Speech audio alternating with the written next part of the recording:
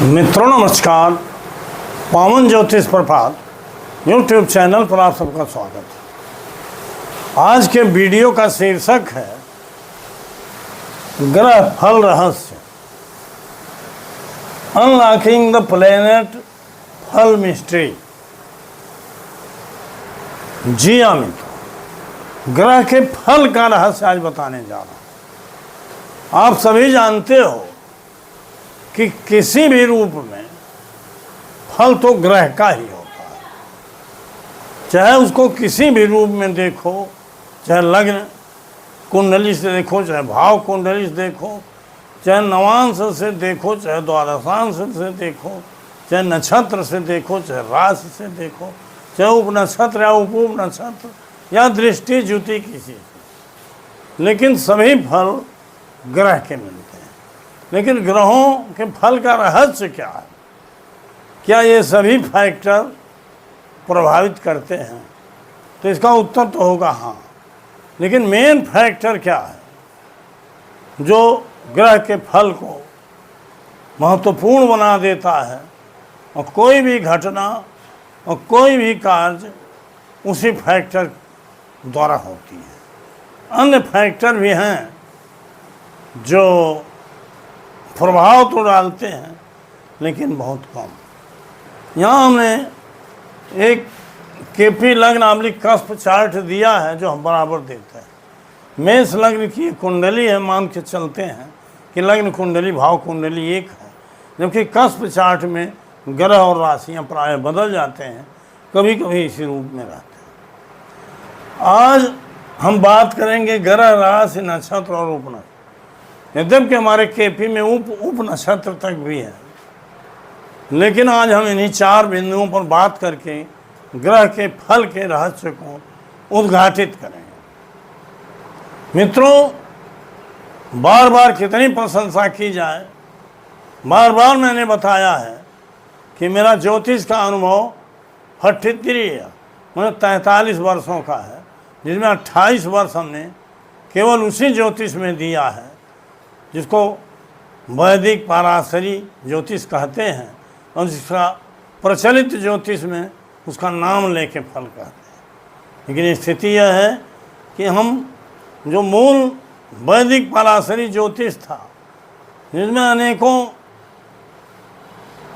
Factor पर search करके तब फल कहा जाता था, आज वो स्थूलता पकड़ ली है केवल लग्न कुंडली के आधार पर और सीमित हो गई है राशि पर। हम राशि को डिनाई नहीं करते, लेकिन केपी एक वैज्ञानिक पद्धति है जिसको स्वीकार कर रहे हैं लोग, अधिकतम लोग, और स्वीकार करना ही चाहिए, क्योंकि युग विज्ञान का युग है। और 5000 वर्ष पहले हमारे ऋषियों ने, मनीषियों ने, अपने दिव्य दृष्टा ऋषियों ने अपने दिव्य चक्षुओं से देख करके जिस ज्योतिष का निर्माण किया था, मूल ज्योतिष वही है, और उसमें हम सिर्फ केवल कुछ संशोधन करके गुरुवर के.एस. कृष्णमूर्ति जी ने अपने 21 साल के अनुभवों को पिरोया है और एक नए ज्योतिष पद्धति का नाम दिया जिसको कृष्णमूर्ति पद्धति कहा जाता है। लेकिन टोटल वैज्ञानिक है और उसमें उन्होंने कुछ सुधार किया, जैसे राशियाँ वही हैं, नक्षत्र वही हैं, ग्रह वही हैं, लेकिन उन्होंने नक्षत्रों को उप नक्षत्रों में विभाजित किया, उप नक्षत्र को उप नक्षत्र में विभाजित किया, और भी रूलिंग प्लेनेट दिया, बहुत कुछ दिया। उसके बारे में अनेक वीडियो में चर्चा है।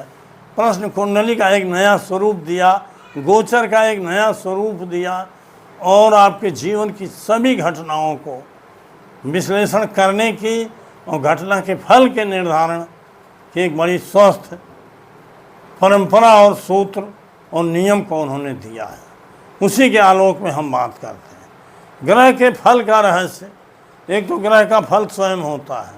हम ग्रह, राशि, नक्षत्र, हम राशि के फल की बात है। आप सभी जानते हो, ग्रह जब लग्न कुंडली में होता है तो किसी न किसी राशि में होता है, तो राशि का भी प्रभाव पड़ता है लेकिन वह नहीं जो बताया जाता है। प्रभाव ये नहीं पड़ता है केंद्र में है, त्रिकोण में है, ऊंच है, नीच है। ये तो चीज़ें स्थूल हो गई हैं क्योंकि हम उन नियमों को भूल चुके हैं। दूसरा विषय, 5000 वर्ष पहले जो परिस्थितियाँ थी, जो वातावरण था, जो ग्रहों की स्थिति थी, उसमें कुछ न कुछ परिवर्तन हुआ और जिसको देख करके ही कृष्णमूर्ति पद्धति का सूत्रपात हुआ। क्योंकि समय बदलने के साथ हमारा प्राचीन ज्योतिष भी बहुत बड़े विज्ञान पर आधारित है। उसको पराविज्ञान कहें या महाविज्ञान कहें तो कोई अतिशयोक्ति नहीं है, लेकिन जो निरंतर शोध होना चाहिए वो अब हुआ है। केपी सिस्टम के माध्यम से उसको भी ग्रहण करना चाहिए क्योंकि वही ग्राह्य है। आइए हम बात करते हैं राशियों का प्रभाव। कोई ग्रह किसी राशि में है तो राशियों का प्रभाव पड़ता है कैसे। जैसे राशियाँ चर स्थिर द्विस्वभाव होती हैं। अब मान लीजिए किसी व्यवसाय का मामला है, किसी भाव का उपनक्षत्र स्वामी चर राशि में है तो ये कहा जाएगा कि दौड़ने वाला, माने फुटकर दुकान किया जाए तब भी दौड़ेगा। स्थिर राशि का मतलब कि ग्राहकों की भीड़ तो नहीं रहेगी, व्यवसाय स्थिर है लेकिन थोक अगर किया जाए तो लाभ है। और दुस्वभाव माने आगे पीछे, कभी घटता कभी बढ़ता स्थिति। राशियों का तत्व होता है, जैसे होता है अग्नि, पृथ्वी, वायु और जल। इस तत्व की राशियाँ होती हैं। मान लीजिए आपकी एक अंगूठी गायब हो गई तो द्वितीय भाव को हम देखेंगे कहाँ है। द्वितीय भाव से अंगूठी देखा जाएगा तो कोई आभूषण, गहना, रुपया, सोना, चांदी जो भी है, कहाँ है वो। अगर द्वितीय भाव का उपनक्षत्र स्वामी यद्यपि बताएगा 2, 6, 10, 11 भावों से ये भी उस पर आते हैं, लेकिन अगर वृश्चिक राशि में बैठा है तो वृश्चिक का सीधा मतलब होता है, वृश्चिक माने जल तत्व। जल तत्व के पास वो अंगूठी है और जल ऐसा कि जो गंदा जल है, जैसे नाली का होता है। मीन तो पवित्र जल है, कर्क तो पीने वाला पानी है, क्योंकि वृश्चिक मीन सागर का जल है। लेकिन ये वृश्चिक गंदा जल है, नाली का जल आपका। तो आप सीधे कह सकते हो अन्य भावों को देख करके कि किसी नाली और कचड़े के पानी के पास वो अंगूठी आभूषण गिरा है, मिल भी जाता है। इसी तरीके से तत्व होता है, चर स्थिर द्विस्वभाव होता है, हमने बताया। और सम और विषम राशियाँ भी होती हैं। जैसे मेष विषम राशि है, वृष सम है, अर्थात पुरुष और स्त्री राशि। अगर कोई जैसे पंचम का उपनक्षत्र स्वामी अगर मेष राशि में है तो इसका मतलब विषम राशि में है, तो एक संभावना बनती है कि पुरुष संतान पैदा हो। अगर उनका नक्षत्रेश भी विषम में है तो 100% गारंटी हो जाती विषम में। तो इस तरह से मैंने पुरुष संतान अगर सम राशि में है, वृष में, कन्या में, मकर में, तो लड़की संतान पैदा, ये चीज़ें होती हैं। लेकिन संतान होगी कि नहीं, कब होगी, ये घटनाओं के लिए हमको अलग विषय देखना पड़ा। तो राशियों का प्रयोग इतना ही है। ग्रह की राशियाँ भी होती हैं, उनका प्रभाव ये देखा जाता है। ग्रह की दृष्टि होती है, लग्न कुंडली से उसको देखा जाता है। लेकिन भाव कुंडली जो कस्प चार्ट बनी है, इससे फल देखा जाता है। वहाँ भावों का महत्व ज़्यादा हो जाता है। ग्रह द्वारा शासित कौन कौन से भाव हैं, उसका फल क्या है। अब यहाँ 3 बिंदु आते हैं। एक तो ग्रह द्वारा स्वयं शासित भाव, फिर एक आता है उसके नक्षत्र द्वारा शासित भाव, और तीसरा आता है उसके उप नक्षत्र द्वारा। उप नक्षत्र तो संबंध, रिश्ते, या कोई ग्रह अपने ही नक्षत्र में है तब उसको देखा जाए। लेकिन फिलहाल आप उप नक्षत्र तक देखिए, जिसके बारे में कई वीडियो हमने बताया है। न उप नक्षत्र का पहले कोई सूत्रपात नहीं था। ये कृष्णमूर्ति पद्धति की ही देन है, जिसने फल कहने की बड़ी ही सशक्त सूत्र दिया, परिपाटी दिया, और इन्हीं आधार पर चाहे रूलिंग प्लेनेट हो या कोई ग्रह हो, सबल फल देते हैं, मतलब नक्षत्र के आधार पर सबल फल। अब आते हैं, राशि के बारे में हमने बताया, अब फल कैसे मिलता है ये रहस्यमय।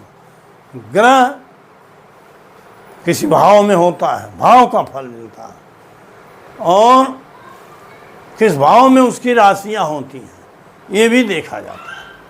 तो ग्रह द्वारा शासित फल, अर्थात ग्रह मान लीजिए वृष राशि में है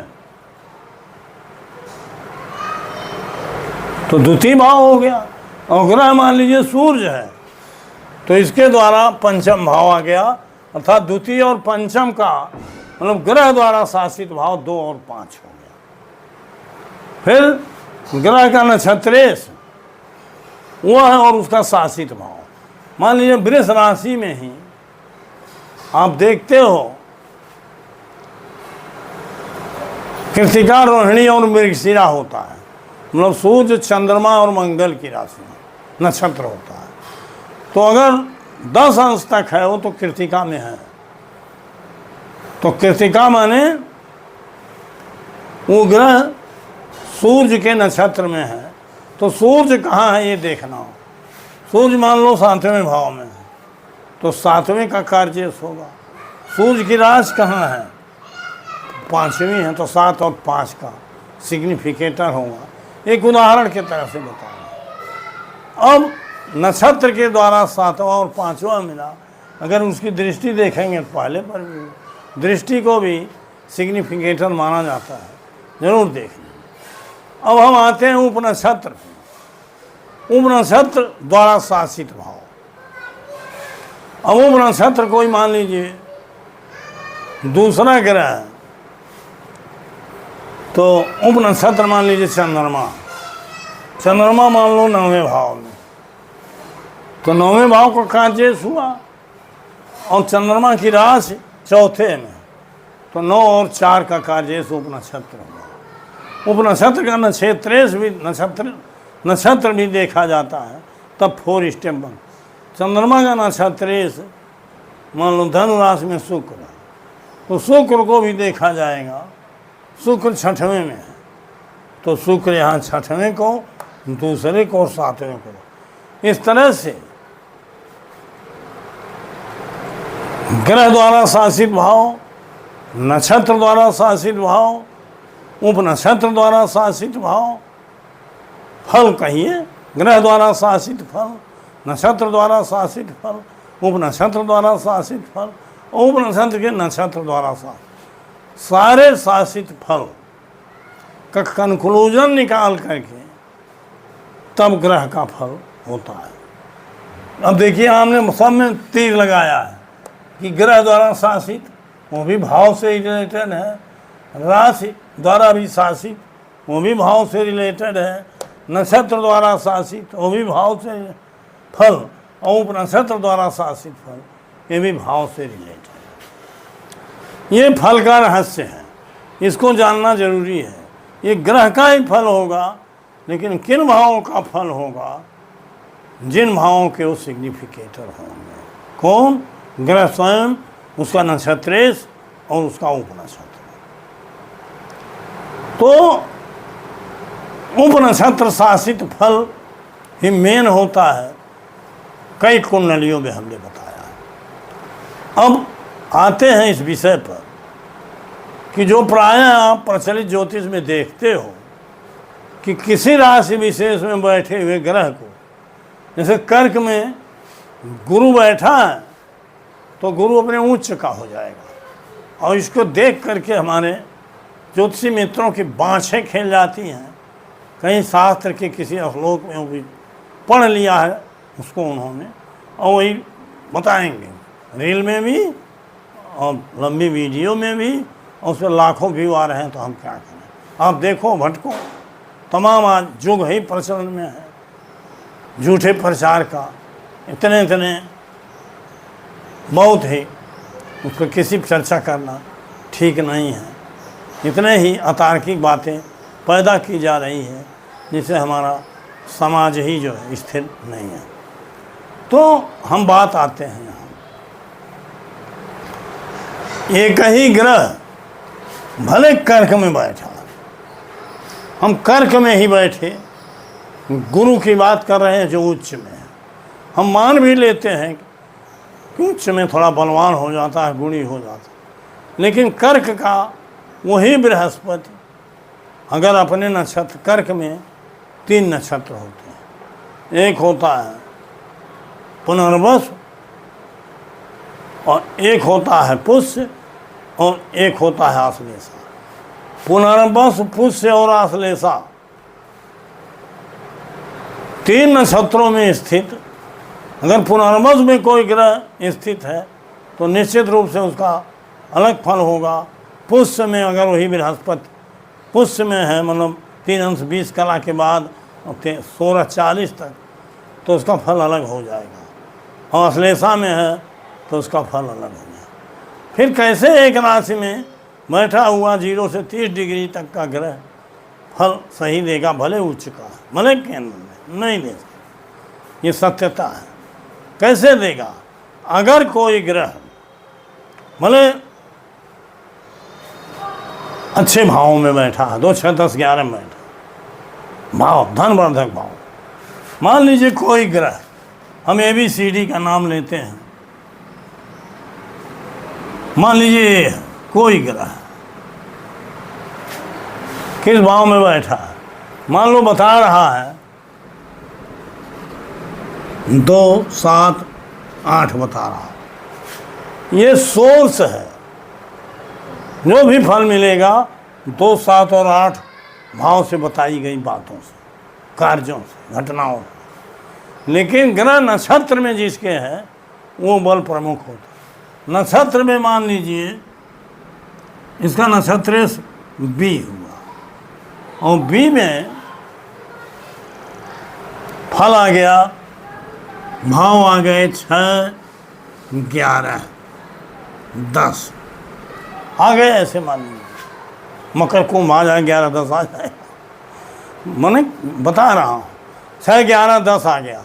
अर्थात 6, 11, 10 भाव नक्षत्र के माध्यम से धन के लिए सबसे उपयुक्त भाव हैं। इसको रंग का है तो राजा बना दिया, और इसका उप नक्षत्र स्वामी ही निर्णय करेगा कि राजा बनेगा कि नहीं। अगर उप नक्षत्र स्वामी मान लीजिए D है और D में भले 5, 8 में से कोई भाव आए हो, लेकिन उसमें 10, 11, 6 दूसरा ही भाव आ गया अगर, और 5वां आ गया, 9वां आ गया, और तो अगर 2, 6, 10, 11 में से कोई भाव इसमें आ गया, इसका मतलब सपोर्ट कर रहा है उपनिषद स्वामी, उसने निर्णय दे दिया शासित भाव में 2 है, नाते 6, 10, 11 का फल यही ये देगा। ये अगर रंग कभी होगा तो राजा हो जाएगा उस पीरियड जब एक ही दशा आएगी तब। लेकिन अगर यही ये स्वयं के द्वारा भले 6, 10, 11 बता रहा है,